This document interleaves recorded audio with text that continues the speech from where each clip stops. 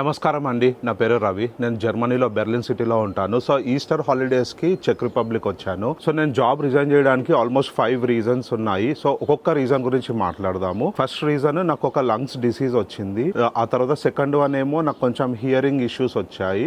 Third one, పాపకు కొంచెం educational support ఇద్దాం అనుకుంటున్నాను, ఆమె కొంచెం మెంటరింగ్ ఇద్దాం అనుకుంటున్నాను. ఫోర్త్ వన్ ఏంటంటే నాకు రిమోట్ వర్క్ కావాలి. సో ఇప్పటి వరకు ఎలా అంటే నేను 2 days work from home, 3 days ఆఫీస్కి వెళ్ళేవాడిని. నాకు 100% రిమోట్ జాబ్ కావాలి. ఫిఫ్త్ వన్ ఏంటంటే నాకు ఒక ఛాలెంజింగ్ వర్క్ ఎన్వైరన్మెంట్ కావాలి ఫర్ ఎ చేంజ్. సో ఈ 5 రీజన్స్ వల్ల నేను జాబ్ రిజైన్ చేశాను. ఇప్పుడున్న మార్కెట్ సిచ్యువేషన్ చూస్తే జాబ్ రిజైన్ చేయడం అన్నది మోస్ట్ ఫూలిష్ థింగ్. ఎందుకంటే ఇప్పుడు నా జాబ్ చాలా స్టేబుల్ జాబ్ అండ్ నేను ఇక్కడ 5 years నుంచి చేస్తున్నాను and I'm happy with it. కానీ అన్ఫార్చునేట్లీ నాకు కొంచెం ఛాలెంజెస్ కావాలి, అందుకోసమని ఈ జాబ్ రిజైన్ చేశాను. కొత్త జాబ్ April 1st నుంచి స్టార్ట్ అవ్వబోతుంది. సో ఇప్పుడు ఈ 5 రీజన్స్లో ఫస్ట్ రీజన్ గురించి మాట్లాడదాము. లాస్ట్ ఇయర్ నాకు ఏదో లంగ్స్ ప్రాబ్లం వచ్చింది. ఆ విషయం నాకు తెలియదు. నేను మల్టిపుల్ టైమ్స్ డాక్టర్ దగ్గరికి వెళ్ళిన ప్రతిసారి రాంగ్ మెడికేషన్ ఇచ్చారు. తర్వాత నాకు అస్తమా ఉందని అస్తమా స్ప్రే ఇచ్చారు, అది వాడాను కానీ ఏది కూడా పనిచేయలేదు. సో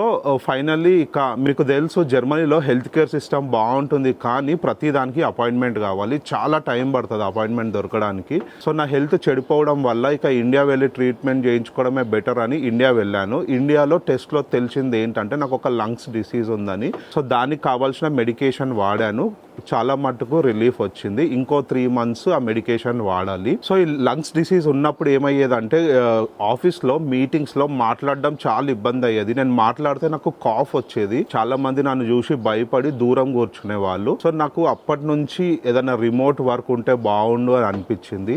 సో లక్కీలీ ఇండియా వెళ్ళాక ఈ ట్రీట్మెంట్ వల్ల కొంచెం నేను బెటర్ అయ్యాను, ఇప్పుడు మంచిగా మాట్లాడగలుగుతున్నాను. సెకండ్ రీజన్ ఏంటంటే హియరింగ్ ఎబిలిటీ. ఈ లంగ్స్ ప్రాబ్లం వల్ల సంహౌ నా హియరింగ్ ఎబిలిటీ కూడా దెబ్బతిన్నది. నాకు ఏంటంటే ఎవరైనా దూరం నుంచి మాట్లాడితే వినిపించట్లేదు.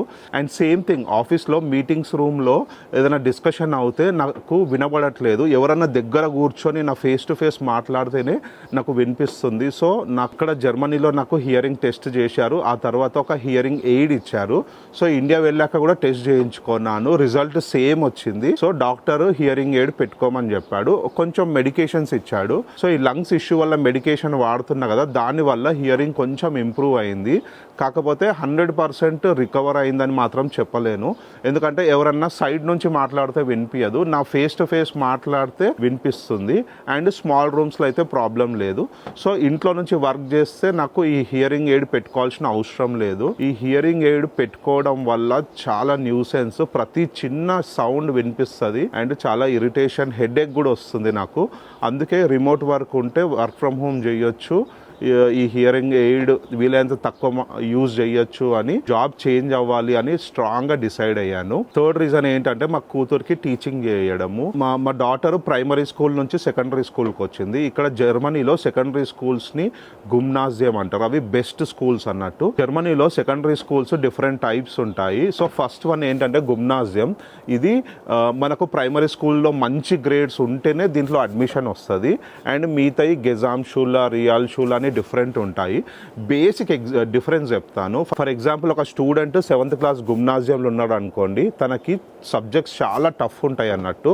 అదేవిధంగా 7th class రియాల్ షూలా, గెజామ్ షూలా డిఫరెంట్ టెక్స్ట్ బుక్స్ ఉంటాయి. కూతురు ఇప్పుడు 7th class గుమ్నాజియం కదా, ఆమె ఫ్రెంచ్ లాంగ్వేజ్ ఉందన్నట్టు. 3 different లాంగ్వేజెస్ ఉన్నాయి, French, Spanish or Latin.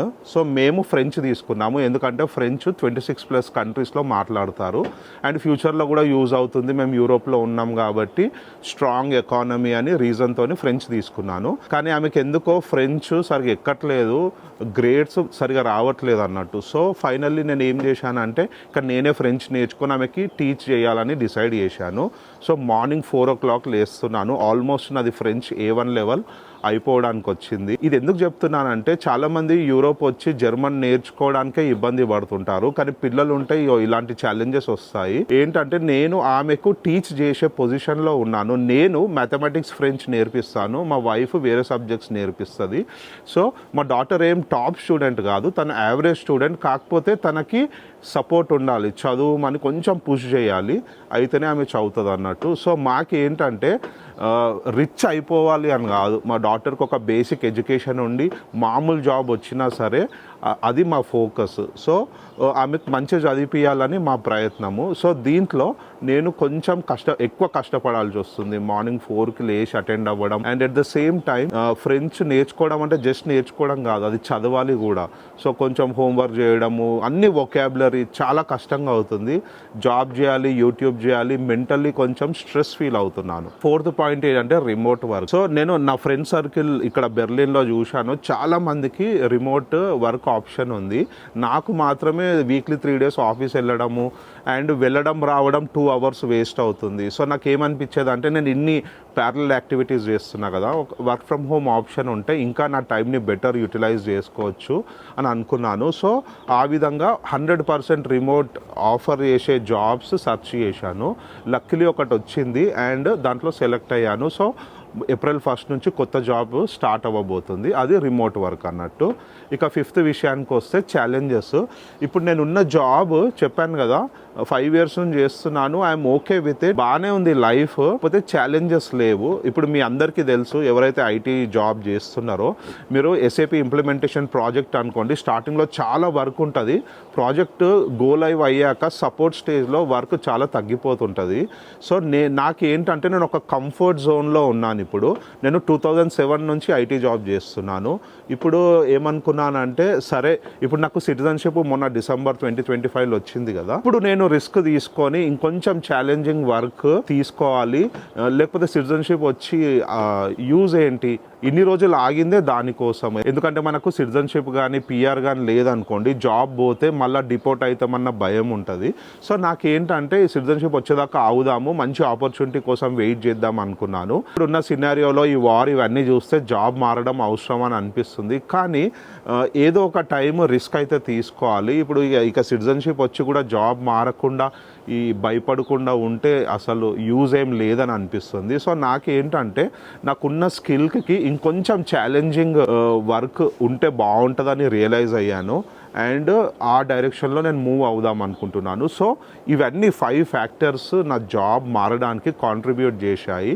And నాలాగా చాలామంది ఐటీ జాబ్ చేస్తుండొచ్చు, more than 15+ ఎక్స్పీరియన్స్ ఉన్న వాళ్ళు సమ్హౌ ఎక్కడనో వాళ్ళకు కూడా ఎక్కడనో స్టక్ అయిన ఫీలింగ్ ఉంటుంది. ఎందుకంటే మనం అందరం ఒక కంపెనీలో చేస్తున్నాం ఎక్కడనో అండ్ వీఆర్ కంఫర్టబుల్, మన 100% పొటెన్షియల్ యూజ్ చేయట్లేదేమో అని అనిపిస్తుంది.